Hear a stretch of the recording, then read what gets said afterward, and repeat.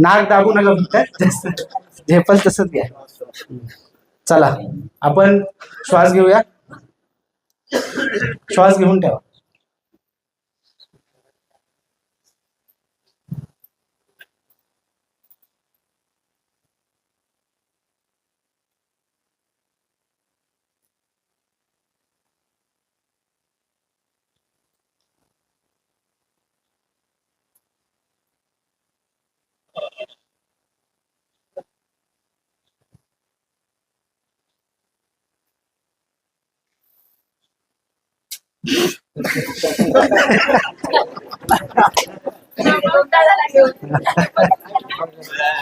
तर फक्त आता 30 सेकंद फार फार तर आपण काय केलं, श्वास रोखून धरू शकलो फक्त अर्धा मिनिट.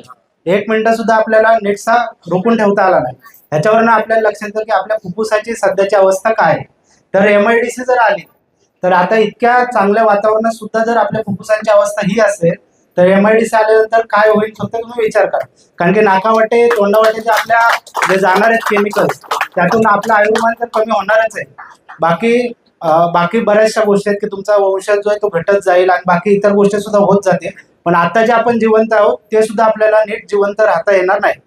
एवढंच सांगण्यासारखं खूप सारे मुद्दे आहेत.